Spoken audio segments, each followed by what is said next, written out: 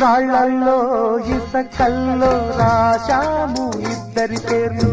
కళ్ళు మూసి చిన్నగా కలిగి చదువుకో ఒక్కసారి కలలలోన తీయగా